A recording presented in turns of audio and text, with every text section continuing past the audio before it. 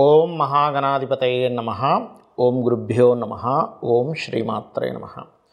పరమేశ్వర స్వరూపమైనటువంటి జ్యోతిష, వాస్తు మరియు ఇతర అనేకమైనటువంటి శాస్త్రములను మనకు అందించినటువంటి మహర్షులకి నమస్కారం. హయగ్రీవ హయగ్రీవ హయగ్రీవేతి యో వదేత్ తస్య నిస్సరతే వాణీ జహ్నుకన్యా ప్రవాహవత్. అరుణాం కరుణాతరంగితాక్షీం ధృతపాశాంకుశపుష్పబాణచాపాం అనిమాదిభిరావృతాం మయూకైః అహమిత్యేవ విభావయే భవానీం. శ్రీమాత్రే నమః. ప్రేక్షకులకి ఆ లలితాంబిక అమ్మవారి యొక్క అనుగ్రహం పరిపూర్ణంగా కలగాలని మనస్ఫూర్తిగా కోరుకుంటూ మనం ఈరోజు చెప్పుకోబోయేటువంటి టాపిక్ ఏమిటి అని చెప్పి చూసుకున్నట్లయితే, శుక్రగ్రహము ప్రతి ఒక్కరికి కూడా ఒక్కొక్క గ్రహము ఒక్కొక్క ఫలితం ఇస్తుంది. శుక్రుడు ధనానికి, సుఖానికి, వివాహానికి, లగ్జరీగా ఉండేటువంటి విషయాలకి కారకుడు. కాబట్టి మీకు గనక శుక్రగ్రహ అనుగ్రహం కావాలి, ప్రతి ఒక్కరూ కోరుకుంటారు శుక్రగ్రహ అనుగ్రహం కావాలండి, నాకు శుక్రమహర్దశ నడుస్తుందంటే ఓ మంచి దశ అనుకుంటారు. కానీ ఆ శుక్రదశ ఒక్కోసారి కొంతమందికి యోగించదు, కొంతమందికి యోగిస్తుంది. ఇప్పుడు ఆ శుక్రుడు యోగించాలంటే ఏం చేయాలి, ఏ దేవతారాధన ఎలా చేసుకోవాలి, అదేవిధంగా మీ లగ్నం నుంచి శుక్రుడు ఎన్నో అధిపతి అవుతాడు, ఎన్నో అధిపతి అయినందుకు ఎటువంటి ఫలితాలు ఇస్తాడు, అదేవిధంగా మీకు శుక్రుడు ఫలానా గ్రహంతో కలిసినప్పుడు ఎటువంటి ఫలితాలు వస్తాయి. శుక్రుడు సహజంగానే వివాహ, భార్యాకారకుడు, ధనకారకుడు అని చెప్పుకున్నాం. కాబట్టి దీనికి సంబంధించినటువంటి పూర్తి వివరణ మనం ఈ యొక్క వీడియోలో చూద్దాం. అయితే ఈ విషయాలు ఏవైతే ఉన్నాయో చెప్తుంది నేనైనప్పటికీ కూడా చెప్పేస్తుంది సాక్షాత్ లలిత అమ్మవారిగా భావిస్తూ ఒక్కొక్క లగ్నము, లగ్నం తెలియని వారి రాశి నుంచి మనం చూసుకుందాం. ముందుగా మేషలగ్నం. మేషలగ్నానికి శుక్రుడు ధనాధిపతి, సహజంగానే ధనాధిపతి అవుతాడు. వేరే వేరే వాటికి వేరే వేరే అయినప్పటికీ కూడా సహజంగా అందరికీ ధనాధిపతి అయిన మేషలగ్నానికి ప్రత్యేకంగా ధనస్థానాధిపతి మరియు భార్యాకారకుడు అవుతాడు. అంటే భార్య కావచ్చు, భర్త కావచ్చు, గుర్తుపెట్టుకోండి. అయితే స్పెసిఫిక్గా శుక్రుడికి స్త్రీతత్వ సంబంధించినటువంటి కారకత్వం ఆపాదించబడింది కాబట్టి భార్యాకారకుడిగా ఎక్కువ తీసుకోవాలి. మరి ఈ శుక్రుడు కనుక మీకు ఉదాహరణకి మీ జన్మజాతకంలో శుక్రుడు రెండవ అధిపతి అయినటువంటి శుక్రుడు స్పాయిల్ అయ్యాడు. స్పాయిల్ అవ్వడం అంటే ఏంటి, ఏ కేతువుతోనో లేకపోతే పాపగ్రహాలతోనో కలిశాడు అనుకోండి. అప్పుడు ఏంటి, కుటుంబ కారకుడు అయ్యాడు, ధనాధిపతి అయ్యాడు, నేత్రాలకు కారకుడు అయ్యాడు, వివాహానికి కారకుడు అయ్యాడు, భార్యాకారకుడు అలా అయ్యాడు. స్త్రీ కారకుడు కూడా అవుతూ ఉంటాడు శుక్రుడు. అలాంటప్పుడు ఏం జరుగుతుంది, ఒకవేళ పాపగ్రహాలతో ఉంది, ఒకవేళ మీ జాతకమే తెలియదు అనుకోండి, పాపగ్రహాలతో ఉంది అనే ఎలా సంకేతము అంటే వివాహం సంబంధించిన విషయంలో గొడవలు అవుతూ ఉంటాయి. వివాహము అనగానే గొడవ అవుతూ ఉంటుంది, లేదా ధన సంబంధించిన విషయాల్లో గొడవ అవుతూ ఉంటుంది, లేదా కుటుంబ సభ్యులతో గొడవలు అవుతూ ఉంటాయి. అలాంటప్పుడు ఏం చేయాలి, ఏమండి నాకు ఎంత కష్టపడుతున్నా సరే నాకు ధన సంబంధించిన విషయంలో చాలా ఇబ్బంది వస్తుంది అనుకున్నప్పుడు మీరు చేయవలసింది ఏమిటంటే, ముఖ్యంగా గొడవలు అవుతున్నాయంటే కుజ, శని, శుక్ర ఈ మూడు గ్రహాల దగ్గర దీపారాధన చేయండి. లేదండి ప్రతిసారి నాకు మనీ స్ట్రక్ అయిపోతుంది, చాలామంది అంటుంటారు. మీ లగ్నానికి ధనాధిపతి కదా, ఈ ధనాధిపతి శుక్రుడు వెళ్ళి కేతువుతో కలిసాడు. కేతు ఇజ్ కారక ఆఫ్ స్ట్రకింగ్, అంటే ఏదైనా ఒక బ్లాక్ అవ్వడం అన్నమాట. బ్లాకింగ్ యోగాస్ అంటూ ఉంటారు. ఆ రకంగా బ్లాక్ అవుతూ ఉంటాయి. అప్పుడు మీరు ఏం చేయాలి, లక్ష్మీ గణపతి యొక్క ఆరాధన చేయాలి. అయితే మీకు ధనాధిపతి అయినటువంటి శుక్రుడు ధనస్థానంలోనే ఉన్నాడు అనుకోండి ఉదాహరణకి, అప్పుడు మీకు వ్యాపారాల మూలంగా బాగా కలిసి వస్తుంది, గుర్తుపెట్టుకోండి. అలా కాదు సప్తమంలో ఉన్నాడు ఉదాహరణకి, అప్పుడు సప్తమంలో ఉన్నా సరే వ్యాపారాల మూలంగా కలిసి రావడం జరుగుతుంది శుక్రుడు. అయితే ఈ సప్తమంలో ఉన్నప్పుడు మాత్రం ఏమవుతుంటుందంటే మీరు విదేశాలకు వెళ్ళడం ద్వారా బాగా సంపాదిస్తారు. అయితే ఇక్కడ విదేశాలకు వెళ్ళడం ద్వారా సంపాదిస్తారు అంటే అక్కడ విదేశీ యోగం కూడా యాక్టివ్ అయి ఉండాలి. ఎందుకంటే శుక్రుడు సప్తమంలో ఉన్న వాళ్ళు విదేశాలకు వెళ్ళే వాళ్ళు ఉంటారు, విదేశాలకు వెళ్లకుండా కూడా సంపాదించే వాళ్ళు ఉంటారు ఇక్కడ నుంచి. అయితే ఇక్కడ ఒక డిఫరెన్స్ ఏంటంటే మీకు విదేశీ యోగం ఉందా లేదా ఈజ్ మోస్ట్ ఇంపార్టెంట్. ఆ యోగము ఫామ్ అయిందా లేదా ఒక ఫార్ములా అనమాట. మనకి మ్యాథమెటిక్స్లో ఎలా అయితే ఫార్ములాస్ ఉంటాయో దీనికి కూడా ఆస్ట్రాలజీలో ఒక ఫార్ములా ఉంటుంది. ఓకే, ఈ రెండో అధిపతి విదేశీ యోగంతో కనెక్ట్ అయ్యాడా, స్వదేశీ యోగంతో కనెక్ట్ అయ్యాడా చూసుకోవాలి.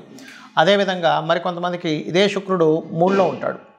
మూడులో ఉన్నప్పుడు ఏమవుతుందంటే మీడియేటింగ్ ద్వారా డబ్బులు వస్తుంటాయి. అంటే ఒక ఇప్పుడు చూడండి, ఏదైనా ఒక వెహికల్ పెట్టాం, వెహికల్కి ఎవరికైనా కావాలనుకుంటున్నారు, వాళ్ళకి ఇప్పించినందుకు వీళ్ళు ఎంతో కొంత కమిషన్, ఒక 1000 రూపాయలు, ఒక 100 రూపాయలు వీళ్ళు కమిషన్, ఒక 10,000లో 1000 రూపాయలు కమిషన్ అట్లా.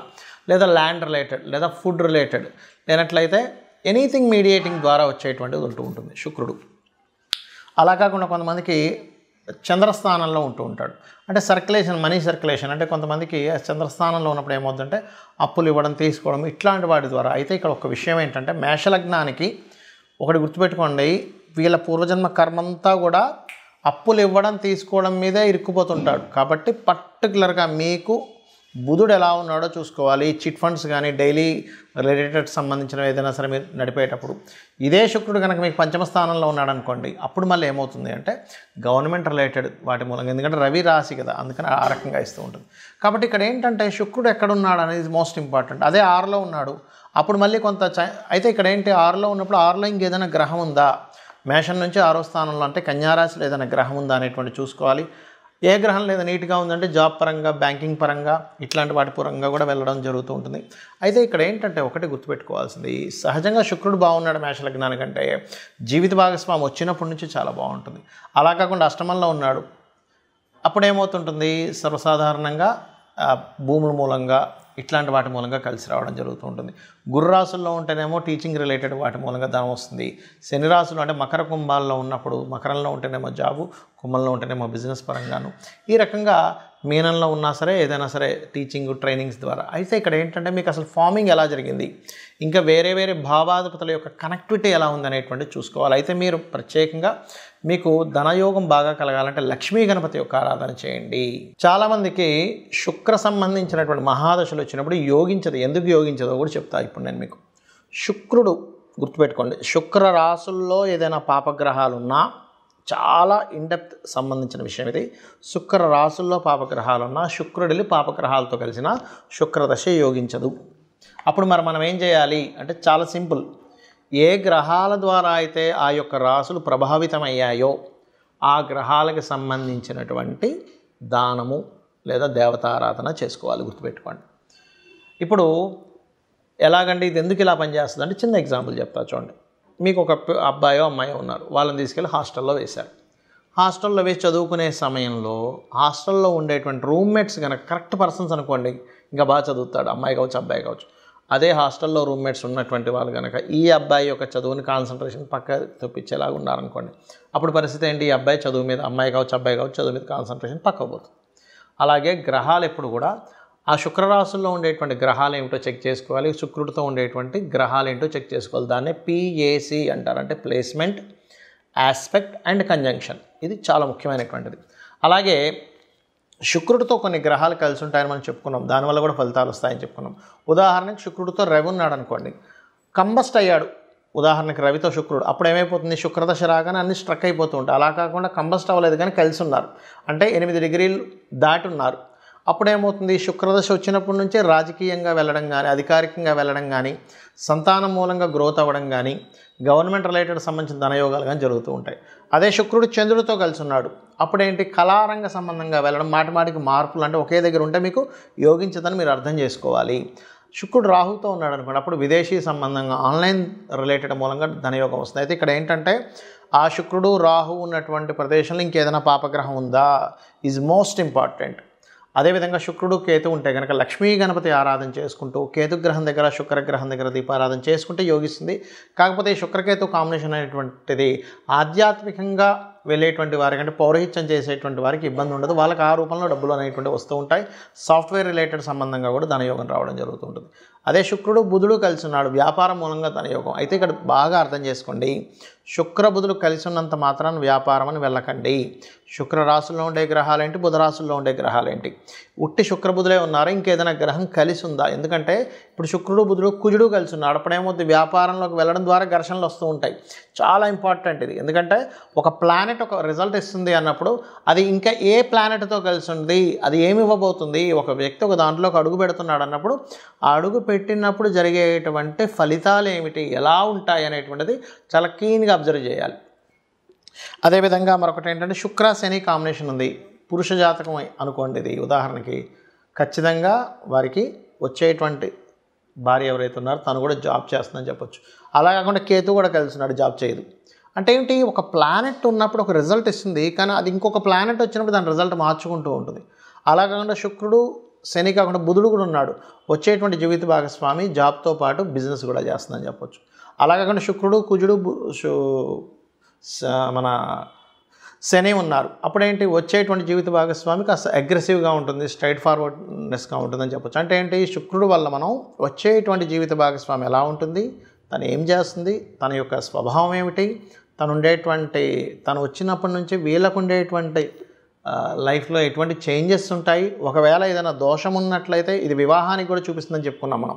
ఒకవేళ వివాహ సంబంధించిన దోషం ఏదైనా ఉన్నట్లయితే దానికి సంబంధించింది ఎలా చేసుకోవాలి. ఎందుకంటే శుక్రగ్రహం పర్టికులర్గా మీకు అది డ్యూయల్ సైన్లో ఉంటే ఒక రిజల్ట్, ఫైరీ సైన్లో ఉంటే ఒక రిజల్ట్స్, చర్రాసులు ఉంటే ఒక రిజల్ట్స్ అనేవి ఇస్తూ ఉంటాయి.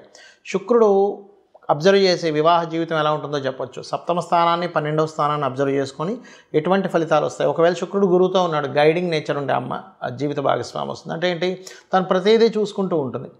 ఆ రకంగా ఏంటంటే మనం అసలు శుక్రుడు ఉండేటువంటి స్థితి ఏమిటో అనేటువంటి చూసుకోవాలి. కుజుడితో ఉన్నాడు, ఫైరీ నేచర్.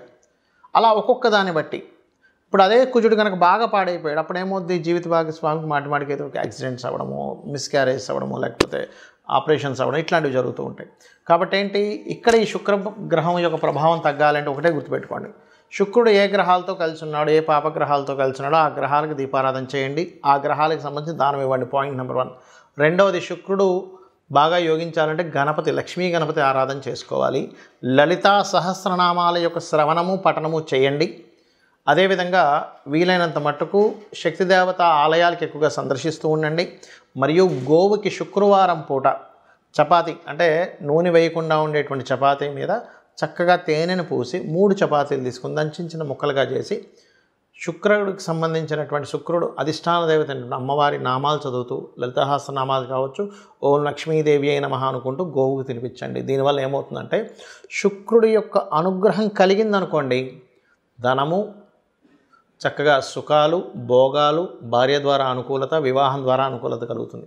శుక్రుడు అనుకూలించినప్పుడు ఏం జరుగుతాయంటే స్త్రీల ద్వారానే గొడవలు, వివాహం ద్వారా గొడవలు, ధనం ఎవరికైనా ఇచ్చి గొడవలు, ఇవి జరుగుతూ ఉంటాయి. కాబట్టి వీటి నుంచి మీరు బయటపడాలి. ఎందుకంటే స్త్రీ శాపం కూడా శుక్రుడి ద్వారానే చూస్తాం మనం.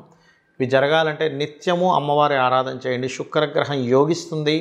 తద్వారా మీ యొక్క జీవితంలో సుఖము, సంతోషము, ధనప్రాప్తి అన్నీ కూడా కలుగుతాయి. కలగాలని మనస్ఫూర్తి కోరుకుంటూ శ్రీమాత్రే నమః.